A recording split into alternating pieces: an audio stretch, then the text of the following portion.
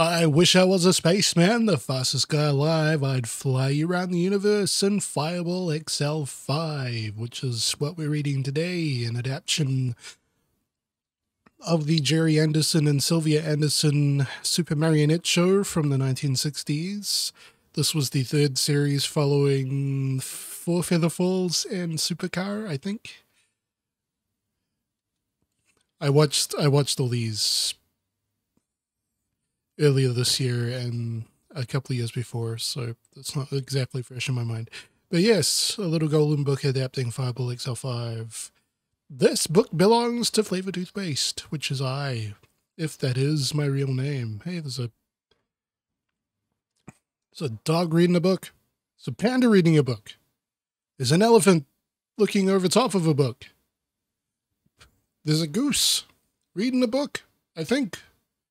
Might be using that as a tent. There's a kitty cat. Pickle. There. A little pickle reading a book. And a sheepy sheep. And a moo cow. Moo cow? Yeah, moo cow. Well, that's a skinny ass cow. Yeah, that was fun. I don't think I've ever looked at this before. Up close. Fireball XL5 by Barbara Hazen and with pictures by Holly Pratt and Al White. This is a brand new book written and illustrated especially for Golden Books, and it was published in 1964, or at least at the copyright of the TV show. One or the other. I don't know. And let's just ignore that copyright and read. And there he is, a rather humanly proportioned Steve Zodiac.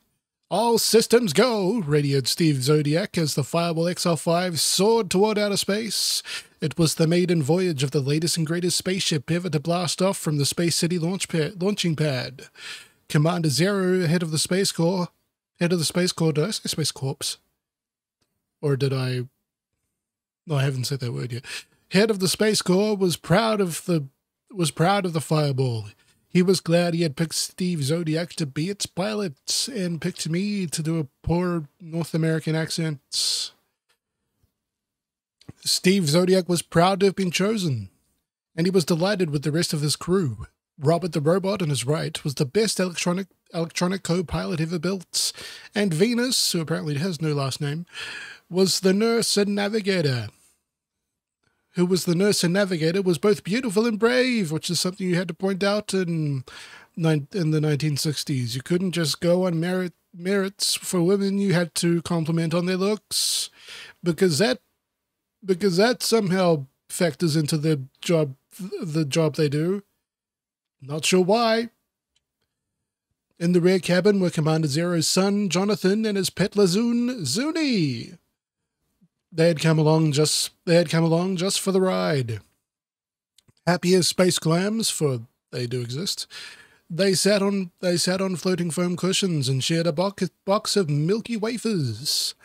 They were having a contest to see who could count the most falling stars. You're in space. There's a lot of those. Stand by to pull the fireball through her. Put the fireball through her paces, said Steve. said Steve on the intercom. Signaled Robert the robot. Full throttle, the fireball hit high speed. First, the spaceship flew rings around Saturn. It went so fast it caught up with its own vapor trail. Then, just for fun, Steve raced a falling meteor, more than 1 million miles a minute, and won. Is that fast? Who knows? I use the metric system, or I am a filthy Commonwealther. But no matter how fast the fireball went, the ride was smooth. There wasn't a jounce or a bounce. It was truly a remarkable spaceship. There were many amazing sights along the way. There were flocks of large space birds, with beaks that glowed in the dark. There were beautiful bursts of colored lights and pretty patterns of twinkling stars. Space is boring, actually, unfortunately. And there were fiery-tailed comets that sizzled and went off and sent off showers of sparks as they fell. And then, straight in front of them, a strange planet appeared. That just kind of happened, didn't it? It was about the size of our moon. "Pilot to navigator," said Steve. "Where are we?" "Outside charted space." I can't do her accents. I'm sorry. I thought I could. It's like a kind of a faux French accent that I can't quite pull off. "Outside charted space," said Venus. "Nothing is marked on the map." "Fire retro rockets," said Steve. We're going down for a landing and a look." "Easy as parking a tricycle," said Steve. He steered the Fireball gently to the ground. Then he spoke through the intercom. "Venus and I are going to scout around. We'll go in Fireball Jr. Get ready for some clunky exposition. As you know," everybody who's in this ship and knows all about it. I suppose they wouldn't. This is their maiden voyage, apparently. "As you know, it is the removable front end of the Fireball XL5. Nobody is to leave the spaceship while we're gone." Steve pushed a button. Vroom! They were off. Steve and Venus soon saw that this planet did not turn the way our Earth does. The side where the Fireball had landed was lush and green and faced the sun, but the other side was a dark, frozen waste. The temperature was below 1,000. The temperature was 1,000 degrees below zero. Which zero? Fahrenheit? Celsius? Kelvin? Nobody knows. "Nobody could survive here without his spacesuit." His voice has already changed, said Steve. Steve and Venus sped back to the sunny side. They zeroed in for a landing. Whoa. My nose is making interesting sounds. They wanted to take a closer look, so they put down Fireball Jr.'s pontoons and skimmed along a stream. The banks were filled with flowers and bright birds. Let's see if I can... is that you? No, it's just going to come out as a really racist Indian accent that is in no way representative of Venus's actual voice, so I'm going to stop right there. Oh, there are those colorful birds, by the way. I always thought the 60s space stuff had really interesting designs. They look plastic as hell, but it was the style at the time, and the budget and materials at the time. Materials. If I don't enunciate, I feel like my accent is impenetrable. So that usually means there is large life, said Venus. Suddenly the stream disappeared into a narrow cave. Inside the cave were piles of glittering stones. Let's unfold the jetmobiles and explore, said Steve. He pushed a button. Presto! Is that a spot or is that an actual punctuation there? Who cares? Presto! 2 jetmobiles were revved up and ready to go. Follow me, said Steve. He roared on ahead. Steve zoomed deeper into the cave, but Venus stopped to pick up several stones. At once she realized they were not ordinary stones. They were real gems. Steve, she shouted, turn back. I've discovered diamonds and sapphires and rubies. I've found a fortune. Oh no! It was too late. That is a 60s design if ever I saw one. It was too late. Steve couldn't turn back. At that very moment, a space serpent sprang at him. It had purple scales and spit a hailstorm of precious stones, which would not be considered precious if they can spit them whenever they want. The whole idea of preciousness is that they're rare, but these are not. They are worthless. The stones hit Steve. He fell from his jetmobile. Why am I speaking like this? I don't know. I'm just trying to get through this without ad-libbing and hoping that I don't say anything stupid, which I surely already have. Venus, go back. Oh, I forgot the accent. Venus, go back. He gasped. What was that? I know where we are. Gemini. One of those. The land of metal-eating I thought you said this place was Uncharted. Land of metal-eating monsters who devour steel and turn it into precious gems. Is that how that works? He's after my jetmobile. I'll try to hold him off with my ray gun. Hurry! I suppose my attempt at an American accent is in keeping with the American accents of the other shows, where even this show, I think. I know Steve Sodek was voiced by a Canadian.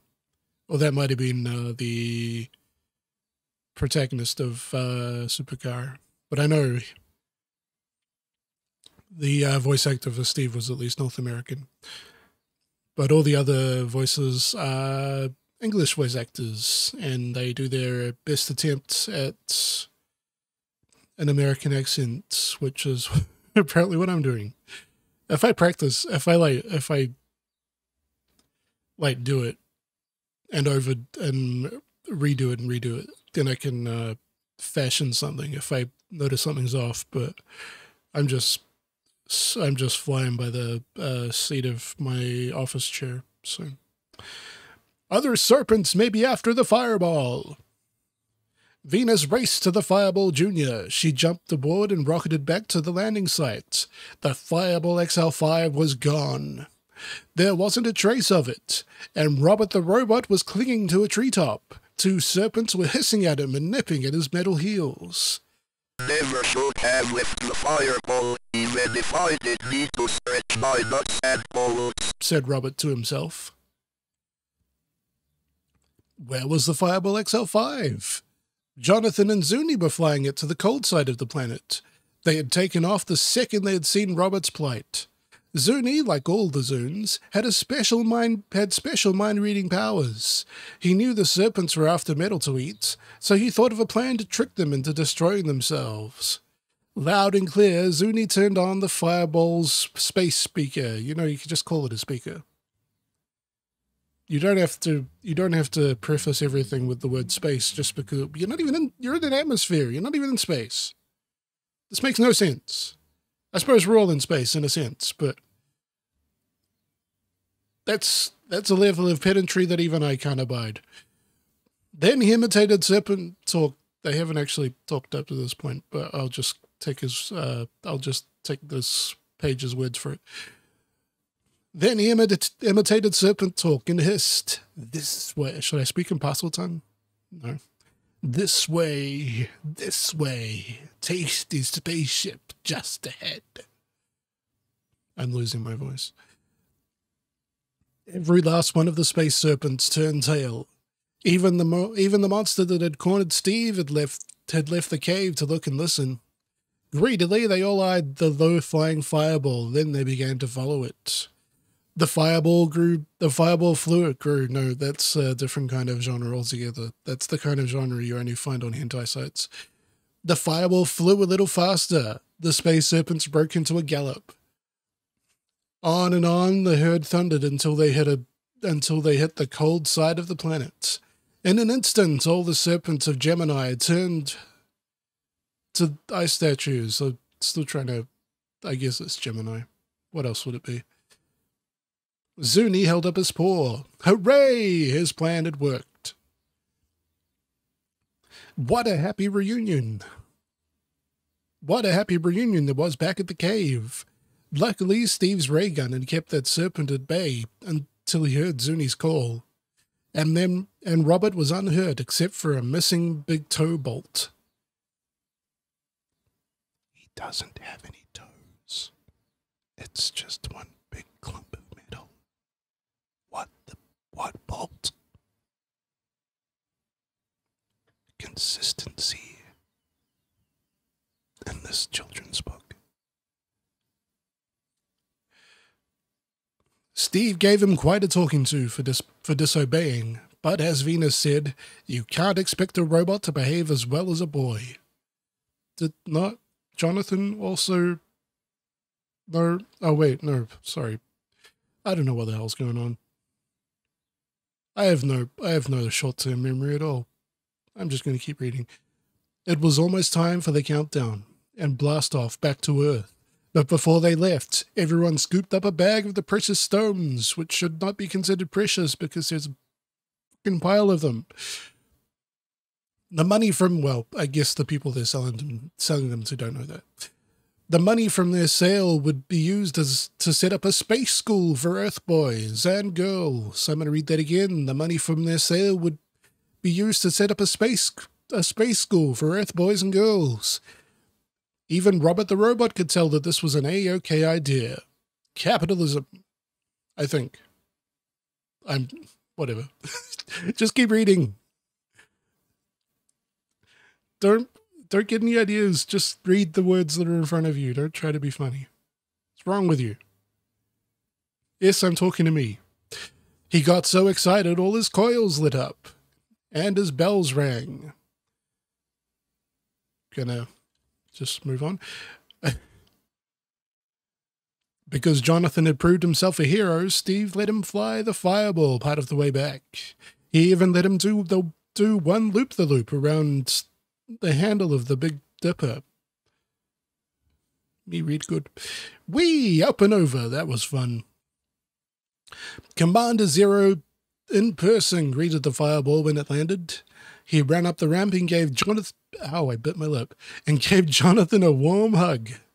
Then he said, I've declared a... I don't know what kind of accent. I think he has an American accent too. I've declared a holiday in honor of all of you. And I've arranged for the biggest parade in Space City history.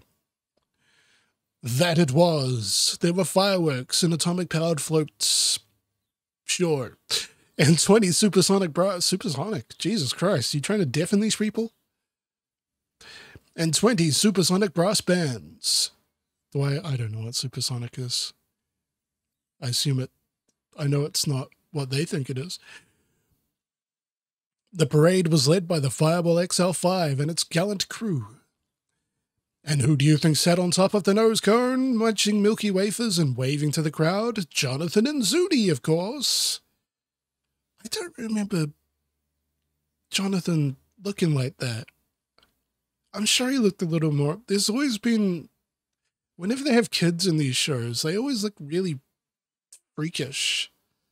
Like the kid in Supercars is really...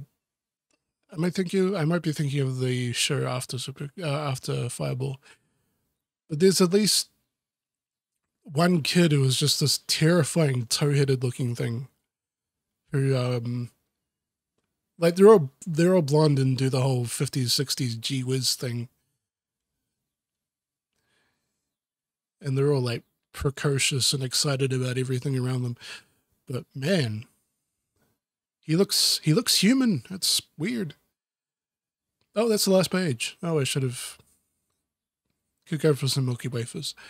And that is the end of our tale. Let's see what else the golden books have for us. For young readers, here is a wonderful new series of pocket-sized books, 4 by 5 inches, that explores a wide range of fascinating subjects, from snakes and birds to flags of the world. Each infactual full-colored book, a lively text... What? Sure. A lively text is followed by a list of questions which the reader may test as newly gained knowledge.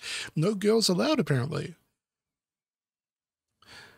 I guess his was gender neutral in the 60s.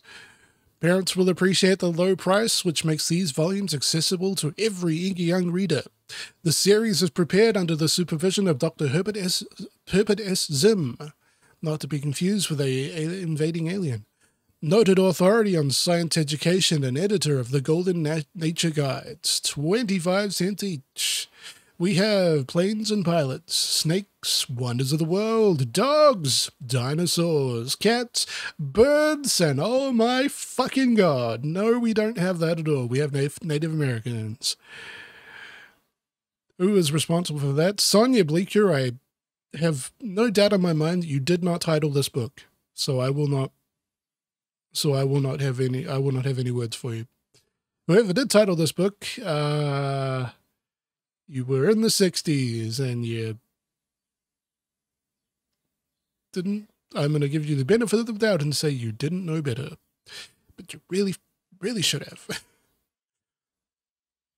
Why am I doing this? Who knows? Who cares? I think that's the last page. Fireball XL5! I'm going to go now.